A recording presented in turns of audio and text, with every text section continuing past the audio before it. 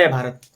आज के इस लेक्चर में हम कक्षा 10वीं का विज्ञान पढ़ेंगे। यानी हम लोग कल देखे थे कि कक्षा 10वीं का विज्ञान किन किन सब्जेक्ट से मिलकर बना है। वहाँ पर हम लोग देखे थे कि जो कक्षा 10वीं का विज्ञान है वो मुख्य रूप से 3 सब्जेक्ट से मिलकर बना होता है। पहला होता है केमिस्ट्री, जिसे हम लोग रसायन विज्ञान कहते हैं। दूसरा होता है बायोलॉजी, जिसे जीव विज्ञान कहते हैं। तीसरा होता है भौतिक विज्ञान, जिसे फिजिक्स कहते हैं। तो इस तरह से हमारा जो बुक आता है कक्षा 10वीं में विज्ञान का, वह 3 सब्जेक्ट से मिलकर आता है।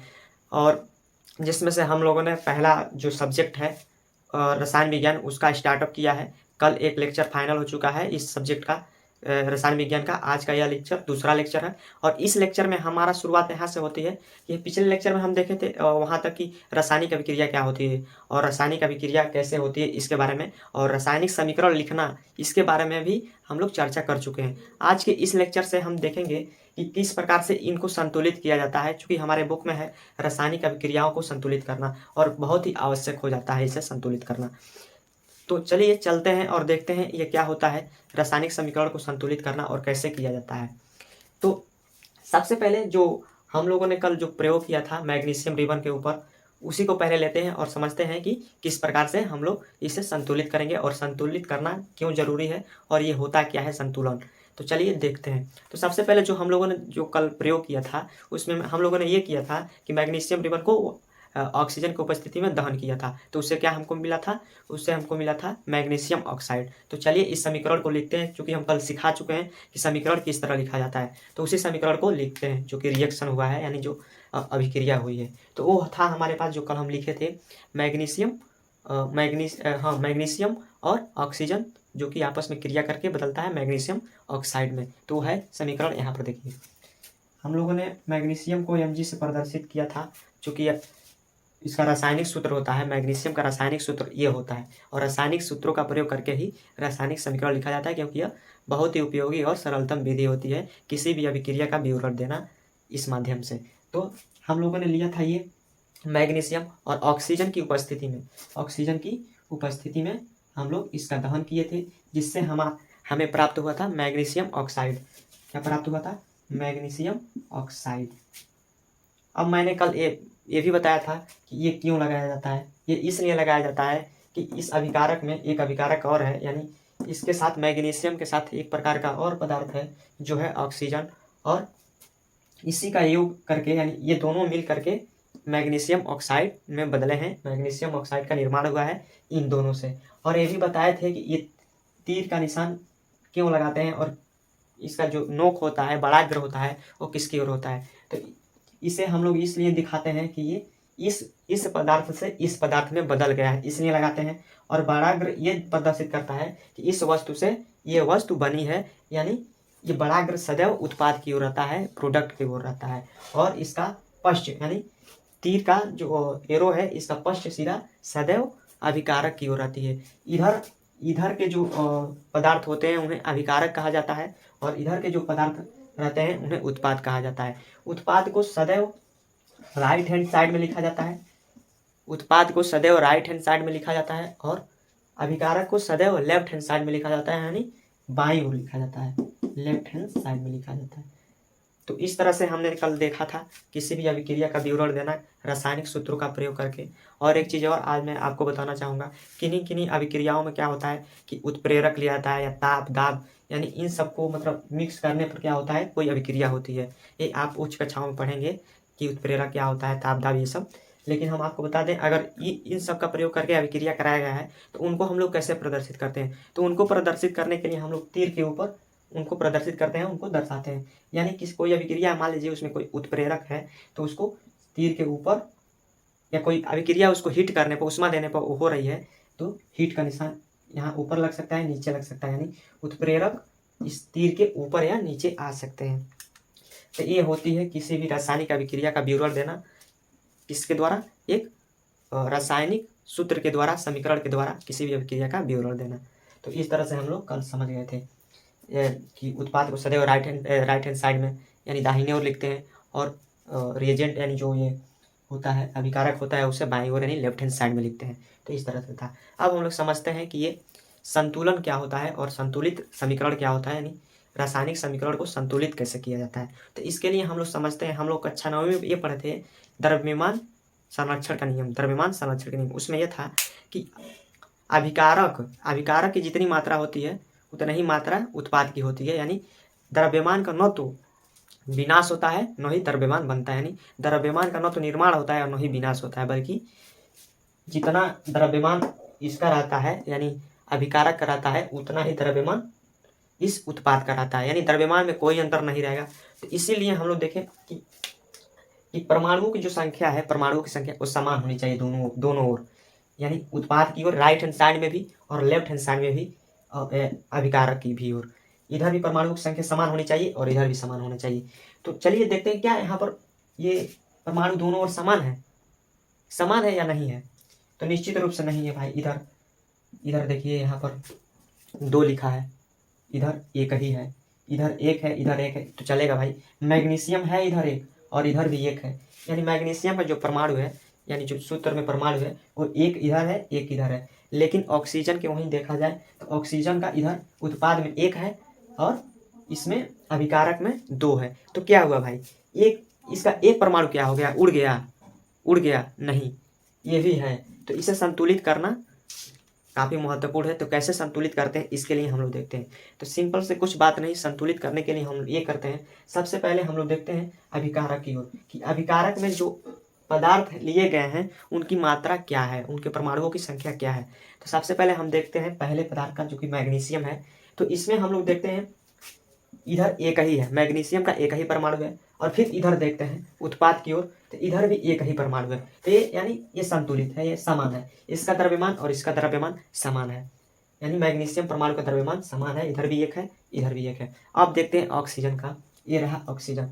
तो ऑक्सीजन का परमाणु हम देखते हैं इधर 2 है और इधर 1 है। यानी इसका द्रव्यमान बराबर नहीं है, इधर 2 है इधर 1 है। तो इसके लिए हम लोग क्या करेंगे भाई, इसे संतुलित करना। चूंकि एक नियम भी होता है द्रव्यमान संरक्षण का, जो कि ये कहता है कि किसी अभिक्रिया के होने के पश्चात द्रव्यमान का न तो लॉस होता है और न ही मतलब द्रव्यमान का न तो निर्माण होता है और न ही विनाश होता है। तो द्रव्यमान का तो निर्माण हुआ ना, यहाँ पर तो लॉस दिख रहा है, तो लॉस नहीं होना चाहिए भाई, बराबर होना चाहिए दोनों ओर। तो इसके लिए हम क्या करते हैं, इसको हम लोग संतुलित करते हैं। तो संतुलन की क्या विधि है, तो इसमें हम लोग देखते हैं ये तो है भाई एक ही है और ये 2 है। तो हम क्या करें, इसमें 2 लगा दें, यहाँ पर लगा दें। आप ऐसा नहीं कर सकते, आप यहाँ पर नहीं लगा सकते, आप यहाँ पर नहीं लगा सकते। आप जिस भी सूत्र को यानी जिस भी रासायनिक अभिक्रिया को संतुलित करेंगे उसमें आप परमाणुओं की संख्या यानी डायरेक्ट उसके सूत्र में परिवर्तन नहीं करेंगे। डायरेक्ट इसके सूत्र में यहाँ पर 2 नहीं लिखेंगे भाई, इधर 2 है तो इधर भी 2 लगा दें, ऐसा नहीं हो सकता, ये अभिक्रिया ही गलत हो जाएगी। तो इसलिए यहाँ पर नहीं लगाया जाता है। उसको गुणांक के रूप में लिखा जाता है कि परमाणु की संख्या कितनी कम है, गुणांक के रूप में यहाँ लगाया जाता है, बल्कि उसका सूत्र परिवर्तन नहीं करते हैं। इसको सिर्फ इसी तरह एक बॉक्स के अंदर बंद कर देते हैं, इसके अंदर कोई परिवर्तन नहीं करना होता है। जो परिवर्तन करना होता है इसके इधर करना होता है, इधर भी नहीं करना है हमको, राइट हैंड साइड में इधर भी नहीं करना है हमको। जो भी परिवर्तन करना है इसके सामने करना है, इसके सामने करना है। तो इस तरह से इसमें सूत्र में कोई परिवर्तन नहीं करेंगे, जो भी परिवर्तन करेंगे इधर करेंगे। तो इधर 2 है इधर 1 है, इधर 1 है इधर 1 है, ये तो समान है, लेकिन इसका ही मामला है भाई, इधर 2 है और इधर 1 है। इसको संतुलित करने के लिए सिंपल से हम यहाँ इधर 2 है तो इसको भी 2 करने के लिए हम इसका गुणांक यहाँ पर लगा देंगे 2। अब देखिए अब कितना गड़बड़ हो गया, 2 तो हो गया, हमें प्राप्त हो गया, ये 2 हो गया हमारे पास, 2 ऑक्सीजन तो हो गया, लेकिन साथ साथ हमें मैग्नीशियम भी 2 प्राप्त हो गया, मैग्नीशियम भी 2 प्राप्त हो गया। अब यहाँ से गड़बड़ क्या हो गया, इधर देखिए इधर 1 मैग्नीशियम है और इधर 2 मैग्नीशियम है। तो ये क्या हो गया भाई, 1 से 2 कैसे हो सकता है, 1 रुपया से 2 रुपया कैसे हो सकता है, अपने आप नहीं हो सकता ना। तो इसके लिए हम लोग क्या करते हैं, हम लोग देखते हैं कि इधर भी ये 2 हो गया और ये 2 हो गया, यानी ये तो संतुलित हो गया, ये संतुलित हो गया, ऑक्सीजन संतुलित हो गया, 2 इधर है 2 इधर है बराबर। लेकिन यहाँ पर एक मामला फंस रहा है कि मैग्नीशियम 2 हो गया। तो ये क्या करेंगे, तो मैग्नीशियम 2 हो गया तो इधर देखते हैं, इधर अगर हम यहाँ पर 2 लगा देते हैं तो 2 इधर और 2 इधर यानी समान हो जाएगा। तो क्या करते हैं, यहाँ पर हम 2 लगा देते हैं सिंपल से। तो क्या होता है, यहाँ पर भी 2 हो गया। अब चूंकि यहाँ पर नहीं लगाएंगे 2, यहाँ पर नहीं लगाएंगे क्योंकि इसका सूत्र परिवर्तन हो जाएगा, अभिक्रिया ही गलत हो जाएगी। तो इसलिए यहाँ पर नहीं लगाएंगे, यहाँ पर लगाएंगे। तो यहाँ पर लगा देते हैं, जिसकी वजह से हमारा समीकरण संतुलित हो जाता है। 2 मैग्नीशियम इधर भी, 2 मैग्नीशियम इधर भी, 2 ऑक्सीजन इधर भी, 2 ऑक्सीजन इधर भी, तो आप लोग ये ध्यान देंगे कि आपको सूत्र परिवर्तन नहीं करना है, उसके नीचे ऊंचे नहीं लगाना है। जो भी संतुलन होगा वो उसके आगे गुणांक के रूप में आएगा। तो ये काफ़ी महत्वपूर्ण होता है संतुलित करने के लिए। एक स्क्रीनशॉट, उसके बाद से फिर एक अगला हम लोग एग्जाम्पल लेंगे और संतुलन को समझेंगे। ठीक।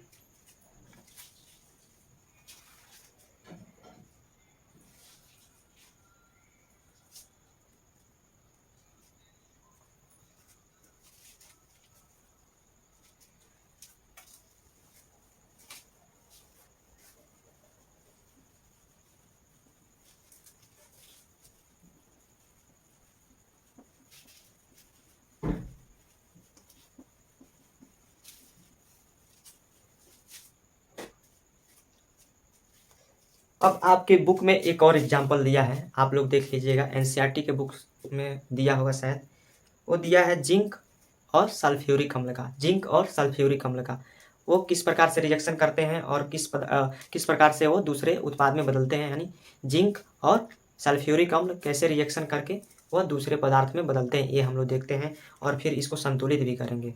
इस पर काफ़ी महत्वपूर्ण होता है यार। क्वेश्चन आता है बोर्ड एग्जाम में अच्छा खासा नंबर के साथ। बोर्ड एग्जाम में क्वेश्चन पूछ देता है कि इस अभिक्रिया का क्या कीजिए, संतुलन कीजिए, इस अभिक्रिया को संतुलित कीजिए और ये बताइए कि ये काफ़ी अभी और चीज़ें मैं बताऊंगा इसको, मतलब भौतिक अवस्था को कैसे प्रदर्शित किया जाता है इसको भी मैं बताऊंगा। सबसे पहले हम लोग संतुलन सीखते हैं, संतुलित कैसे किया जाता है समीकरण को। तो हमारे सामने एक और आ गया एग्जाम्पल, आपके बुक में दिया होगा जिंक और सल्फ्यूरिक अम्ल का। तो हम लोग देखते हैं क्या है। तो जिंक को जेडियन से प्रदर्शित करते हैं, यानी जिंक का जो रासायनिक सूत्र होता है वो जेडियन होता है।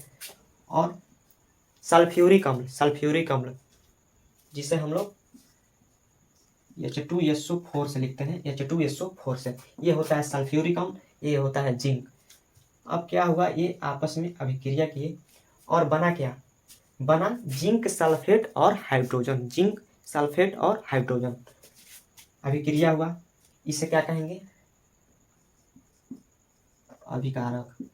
अभिकारक जो लेफ्ट हैंड साइड में होता है यानी बाईं ओर होता है उसे अभिकारक कहा जाता है, और जो दाईं ओर होता है उसे उत्पाद कहा जाता है, जो कि हमें प्राप्त होता है किसी अभिक्रिया के बाद। जो वस्तु बनती है उससे क्या कहते हैं, जो पदार्थ हमें मिलता है अभिक्रिया के बाद उसे उत्पाद बोला जाता है। तो उत्पाद के रूप में हमें प्राप्त होता है इस अभिक्रिया के हो जाने के बाद, वो होता है जिंक सल्फेट। जिंक सल्फेट यानी ZnSO4 प्लस में क्या बनता है, प्लस में बनता है हाइड्रोजन। हाइड्रोजन गैस के रूप में बनता है यानी H2 बनता है।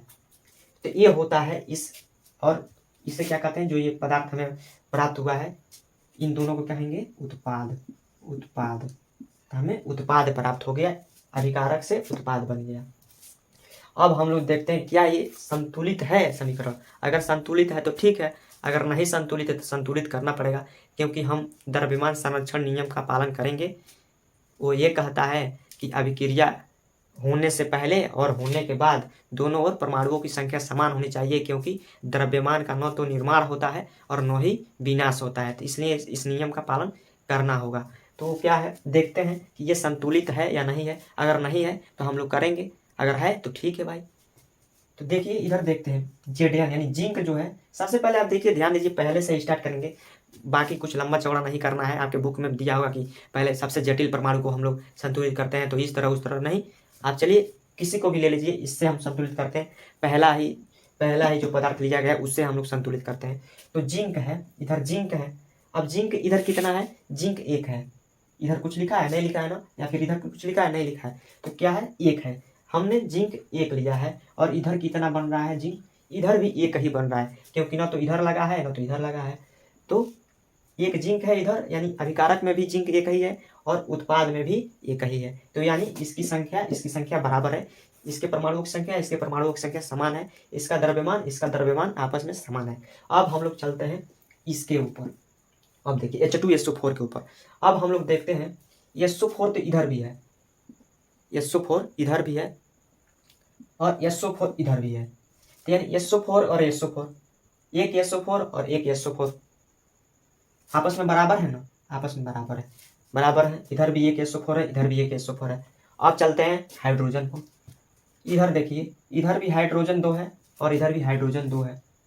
तो हमें साफ साफ दिख रहा है कि क्या अभिकारक की ओर परमाणुओं की संख्या और उत्पाद की ओर परमाणुओं की संख्या आपस में समान है, एक दूसरे से भिन्न नहीं है। ये नहीं कि इधर कुछ और है इधर कुछ और है, बल्कि समान है। SO4 एक इधर है, SO4 एक इधर है, जिंक एक इधर है, जिंक एक इधर भी है, और H2 एक इधर भी है, H2 एक इधर भी है। तो इस तरह से हम देखते हैं कि ये अभिक्रिया प्रॉपर संतुलित है, इसको संतुलित करने की कोई आवश्यकता नहीं है, ये संतुलित है ऑलरेडी, तो इसमें कोई परिवर्तन नहीं करेंगे। तो संतुलन करना आपको समझ में आ गया होगा। अगर नहीं आया तो एक एग्जाम्पल और लेते हैं, फिर आगे कुछ संकेतांक देंगे हम कि अभिक्रिया में संकेत भी दिया जाता है उसकी भौतिक अवस्था का, वो भी देखेंगे। तो एक स्क्रीनशॉट फिर देखते हैं।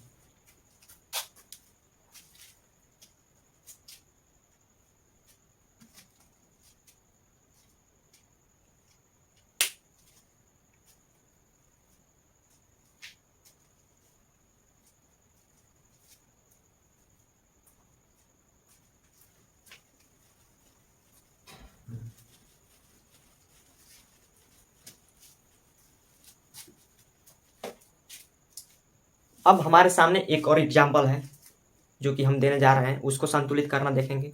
अगर तब भी नहीं समझ आएगा तो कमेंट करके ज़रूर बताइएगा, हम एक बार और बता देंगे। तो चलिए देखते हैं, और वो एग्जाम्पल का है। तो ये वो एग्जाम्पल है हमारे पास, वो है आपके बुक में भी दिया होगा ये एग्जाम्पल, या फिर दिया है प्लस H2O। तो आपके बुक में भी दिया होगा, वो है Fe और H2O। ये आपस में किस प्रकार से रिएक्शन करके किस पदार्थ में बदलते हैं, किस उत्पाद में बदलते हैं, ये देखते हैं। उसके बाद से हम लोग इसको संतुलित करेंगे। तो चलिए देखते हैं। ये आपस में क्रिया करते हैं, और क्रिया करने के पश्चात हमें प्राप्त होता है Fe3O4 plus H2 plus H2 हमें प्राप्त होता है, ये हमें प्राप्त होता है। ठीक है, तो हमें इस पदार्थ से यानी Fe और H2O आपस में क्रिया करते हैं, इसे अभिकारक कहेंगे, अभिकारक, और इसे उत्पाद कहेंगे, उत्पाद। अब देखिए, अब हम लोग संतुलन को समझते हैं। ये रिएक्शन आपके बुक में भी दिया गया होगा, आप वहाँ से भी देख सकते हैं। लेकिन सबसे पहले देखते हैं कि क्या ये संतुलन है, क्योंकि हमें तो अभिक्रिया हो जाने के बाद और होने से पहले क्या द्रव्यमान संरक्षण नियम का पालन करना पड़ेगा, कि द्रव्यमान का न तो निर्माण होता है न ही विनाश होता है। तो इसलिए द्रव्यमान नियम का पालन करना बहुत ही आवश्यक होता है, खास करके रासायनिक अभिक्रियाओं के लिए। तो इधर देखते हैं और संतुलन करना स्टार्ट करते हैं। तो सिंपल से कुछ नहीं, पहले पदार्थ से स्टार्ट करेंगे। आप अपने बुक पर नहीं जाएंगे, बुक दिया है पहले जटिल परमाणु को पहले और संतुलित कीजिए, तो इस तरह तो उस तरह, उससे कोई मतलब नहीं है। हम लोग आते हैं यहाँ पर, सबसे पहले देखते हैं Fe को। इधर तो एक Fe है और इधर कितना है, 3 Fe है भाई। 1 रुपया से 3 रुपया कैसे बन गया भाई, ये तो संभव नहीं है। तो वही बात है, आपके पास 1 रुपया रखा है, 1 रुपया रखा है, वो कैसे 3 रुपया बन गया अपने आप, नहीं बन सकता ना। तो वही बात है। तो इधर तो देखिए यहाँ पर एक ही Fe है, लेकिन यहाँ पर 3 है। तो अब क्या करेंगे, सबसे पहले इसको संतुलित करेंगे Fe को। तो कुछ नहीं, इधर 3 है, इधर भी हमको 3 लाना पड़ेगा, 3 लाना पड़ेगा, तभी तो इधर 3 प्राप्त होगा। तो अब देखिए यहाँ पर फिर वो काम नहीं करना है कि 3 जो है यहाँ पर नहीं लगाना है, यहाँ पर बिल्कुल नहीं लगाना है, नहीं लगाना है, नहीं तो सूत्र परिवर्तन हो जाएगा। ठीक है, इसका समीकरण परिवर्तन हो जाएगा और एग्जाम में हम लोग ये पाकर आ जाएंगे। तो ऐसा नहीं करना है, खास तौर पे जब आप लोग रासायनिक अभिक्रिया को संतुलित करेंगे तब। तो क्या करेंगे, हम यहाँ पर नहीं लगाएंगे, ठीक है, न ही ऊपर लगाएंगे, ऊपर भी नहीं लगाना है। यानी इसमें कोई छेड़छाड़ नहीं करना है, इसके सूत्र में कोई छेड़छाड़ नहीं करना है। इसकी जो हम लोग संतुलन करते हैं वो गुणांक के रूप में आता है, गुणांक के रूप में इससे गुणा करते हैं। ठीक है, तो यहाँ पर देखिए ये तो 3 है, इधर 1 है। तो अगर हम इसे 3 से गुणा कर दें, 3 गुणांक लगा दें Fe के सामने, तो इधर भी 3 हो जाएगा, इधर भी 3 हो जाएगा। तो ये देखिए इधर 3 हो गया, इधर भी 3 हो गया, अब आपस में बराबर हो गया Fe, इधर भी 3 इधर भी 3, ये तो कंप्लीट हो गया भाई, ये सही हो गया, ये संतुलित हो गया। अब आगे चलते हैं और समझते हैं। अब आते हैं H2O पर। अब देखिए H2O यहाँ पर देखिए क्या है, इसमें देखिए उत्पाद की ओर पहले देखते हैं। तो उत्पाद में Fe तो हो गया संतुलित, और O देखिए O कितना है, 4 है, और इधर कितना है, 1 है। तो 1 O से 4 O बन गया, 1 O से 4 O बन गया भाई। अब क्या करेंगे, तो इसको भी संतुलित करेंगे। तो यहाँ भी गलती नहीं करनी है, इसमें कोई छेड़छाड़ नहीं करनी, यहाँ पर नहीं लगाना, यहाँ पर नहीं लगाना है। जो करना है उसके गुणांक के रूप में करना है, उसके सामने करना है। तो क्या करेंगे, इधर 4 है तो हम लोग यहाँ पर अगर 4 लगा दें, 4 लगा रहे हैं तो ये 4 हो जाएगा ना, ऑक्सीजन का परमाणु 4 हो जाएगा।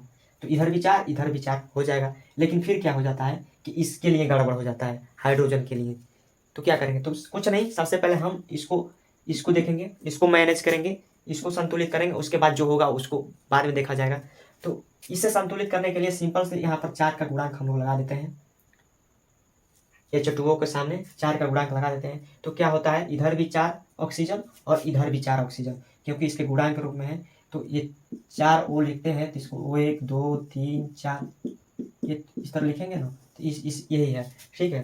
तो 4 ऑक्सीजन इधर भी, 4 ऑक्सीजन उधर भी, तो यानी ऑक्सीजन परमाणु भी संतुलित हो गया। यानी ये जो बना है हमारे साथ सामने, ये संतुलित, पूर्ण रूप से संतुलित हो गया। अब इधर देखिए और इधर देखिए, इधर देखते हैं तो हमारे पास कितना होता है, 4 दूनी 8 परमाणु है भाई, 8 परमाणु है किसका, हाइड्रोजन का। और इधर कितना है, 2 ही है।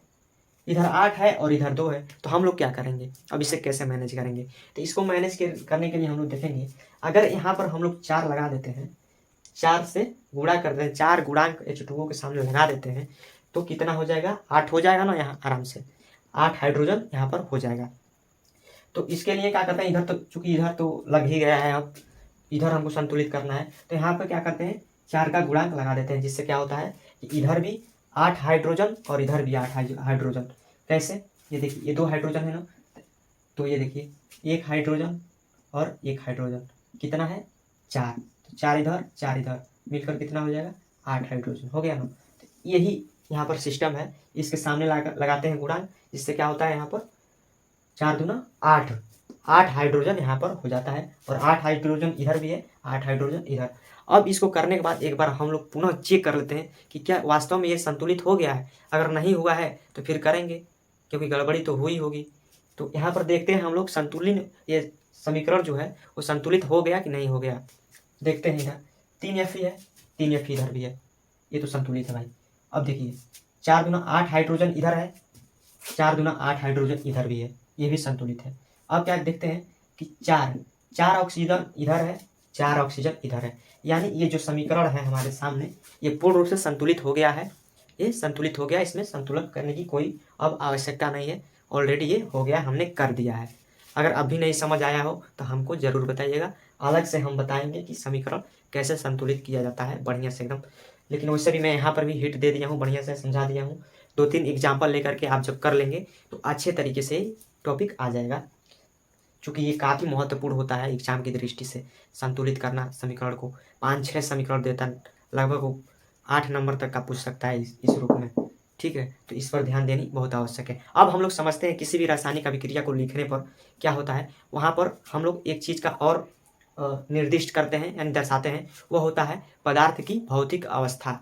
भौतिक अवस्था यानी पदार्थ जो लिया गया है वो किन किन अवस्था में लिया गया है, वो कैसे कैसे लिया गया है, तो वो क्या है। तो हम लोग समझते हैं, अगर मान लीजिए हमने कोई पदार्थ लिया तो उसको किन किन, उसकी भौतिक अवस्था क्या है, कि वो गैस के रूप में लिए हैं, कि जल के रूप में लिए हैं, मतलब जलीय रूप में लिए हैं, या फिर ठोस लिए हैं, इस तरह का होता है। तो वो क्या होता है, तो आइए समझते हैं। सबसे पहले हम लोग देखिए, अगर कोई वस्तु है उसको ठोस में लिया गया है तो उसे कैसे प्रदर्शित करते हैं, तो उसे यस से प्रदर्शित करते हैं। सॉलिड, सॉलिड मतलब होता है ठोस, ये ठोस के लिए यस लगाते हैं। और देखिए जो जल होता है, जल अगर लेंगे, जल उसे यल यानी लिक्विड, यल से प्रदर्शित करेंगे, यल से। किससे प्रदर्शित करेंगे, यल से।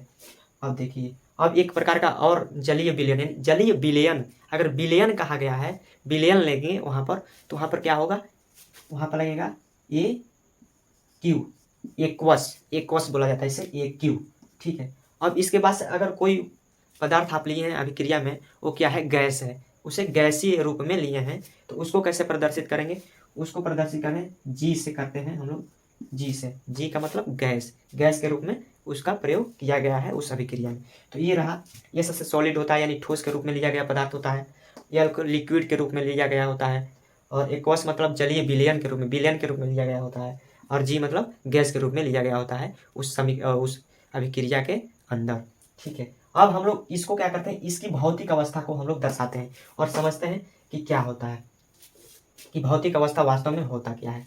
तो देखिए हम इसे थोड़ा सा मैनेज करेंगे इसकी भौतिक अवस्था को प्रदर्शित करने के लिए। इसकी भौतिक अवस्था को प्रदर्शित करें, इससे मिटाते हैं, फिर दोबारा हम लोग थोड़ा सा ये साफ कर देते हैं, थोड़ा दूर दूर लिखते हैं।